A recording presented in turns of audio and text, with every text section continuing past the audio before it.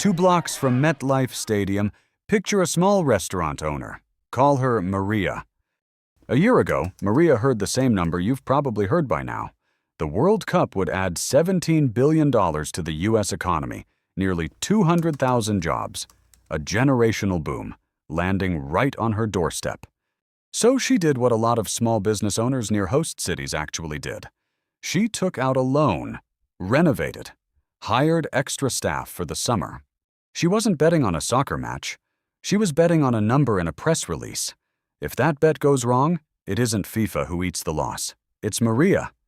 By the time the final whistle blows on July 19th, we'll know if the bet paid off. But buried underneath that $17 billion headline are 3 receipts that tell a very different story about where this money actually lands. And I'd bet you've never seen all 3 side by side. Let's open them.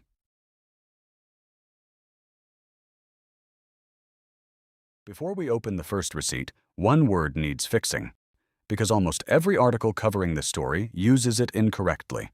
Profit. GDP measures total economic activity. Every dollar changing hands, whether it's brand new money or just money moving from one pocket to another. Profit is what's left after you subtract what it costs to generate that activity. Here's the simplest way to picture it. Imagine Maria has the busiest month of her restaurant's life. Every table full, every bartender slammed, cash register never stops ringing. And she still loses money that month, because the loan payment and the extra staff cost more than the extra revenue covered. Record activity. Still a loss. That's the gap hiding inside every headline in this story. Keep it in mind. Here's the one party we know with total certainty is profiting, and it isn't Maria. FIFA's revenue target for this 4-year cycle, $13 billion. From this tournament alone, roughly $8.9 billion. FIFA's operating cost to run it, $3.76 billion. $8.9 billion in, $3.76 billion out. That's not economic impact. That's a margin. And it's not a projection. Broadcast deals, sponsorships, and ticketing platforms were signed and locked in before a single ball was kicked. Receipt number 1, stamped, confirmed, contractual, 0 uncertainty. For the first time in World Cup history, FIFA is running this tournament directly instead of sharing it with a local organizing committee, the way a franchisor deals with a franchisee. FIFA keeps the revenue. Cities absorb the cost: security, transit, stadium prep, emergency services. One financial analysis puts the collective shortfall across the 11 U.S. host cities at upwards of $250 million. This is the receipt that actually explains Maria's risk. She isn't gambling against FIFA's $8.9 billion. She's gambling on whatever trickles down after her city has already absorbed its share of that hole. The boom she renovated for was never guaranteed to reach her block. It depends on whether tourist dollars land near her restaurant or 3 exits down the highway near someone else's. Receipt number 2, stamped, projected. A serious sourced estimate, not a locked contract like receipt number 1. That difference matters, and we'll come back to it. Now here's the part that made me check the math myself. Because that $17 billion number Maria believed in isn't fake.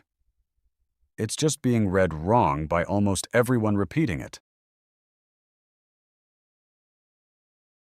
FIFA's $17 billion claim and independent economists' much smaller estimate, some pegging the real national effect at roughly 0.05% of GDP, get treated like 2 sides of an argument, believers versus skeptics.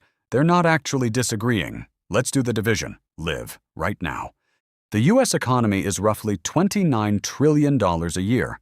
Take FIFA's own $17 billion figure, even treating it as a single year's boost, which is generous to FIFA's case, and divide it by that number.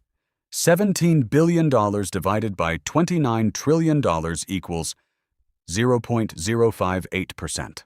That's functionally the same number the skeptical economists are quoting. FIFA's own headline figure, once you place it next to the size of the economy, confirms exactly what the critics are saying. Here's what that actually feels like at human scale. Imagine a household earning $50,000 a year. 0.058% of that is about $29. That's the World Cup's entire GDP boost, translated down to a single household budget. Not a bonus, not a windfall. $29. Now, to be fair to the other side of this, because a good investigation weighs both, even a rounding error at the national level is still real money somewhere.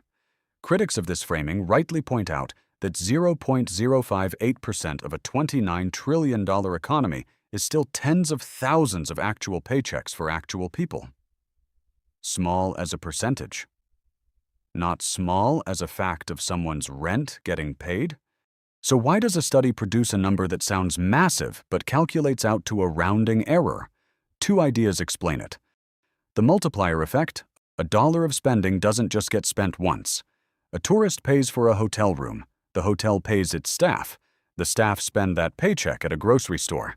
Studies count all of those downstream dollars as new activity. A lot of World Cup spending isn't new money. It's money a local resident would have spent at a different restaurant, a different weekend if the tournament weren't happening. The study still counts it as a gain. The substitution effect? Here's the flaw hiding inside that math, and the simplest way to picture it is this. Imagine moving deck chairs from one side of a boat to the other, and then claiming you added new furniture. This is Maria's exact risk in miniature.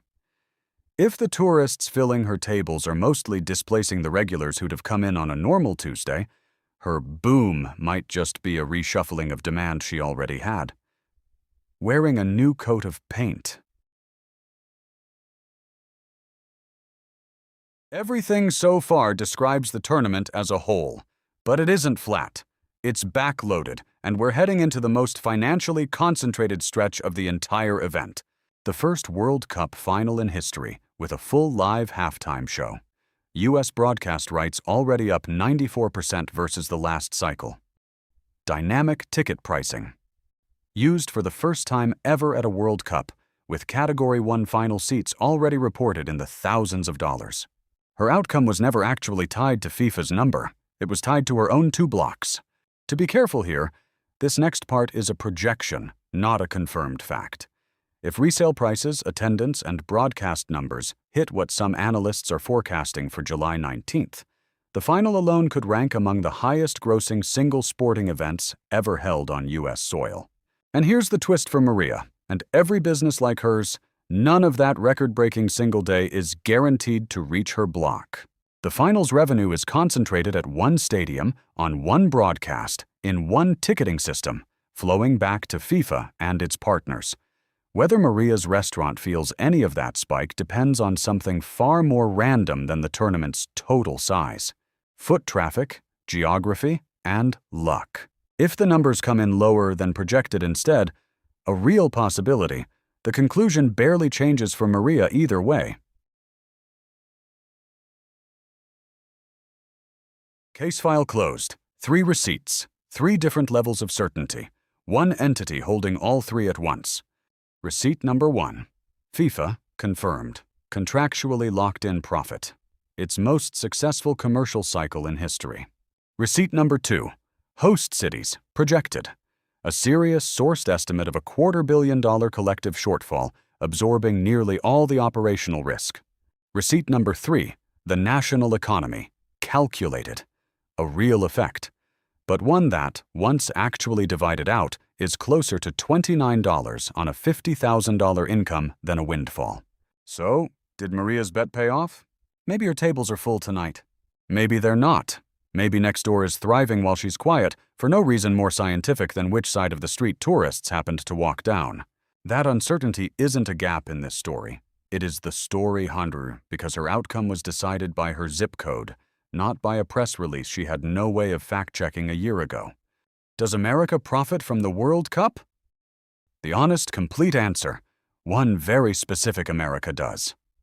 The one selling broadcast rights and sponsorship packages out of Zurich. The America paying for security, transit, and stadium prep, and the America that bet its own savings on a headline is a lot closer to underwriting someone else's record-breaking cycle than sharing in it. The final is in few days. When the real attendance, resale, and broadcast numbers come in, we'll know whether July 19th became the single most profitable day of the entire tournament, and whether that record was ever going to reach Maria's block at all. Subscribe if you want the real follow-up once the invoices, not the press releases, are public.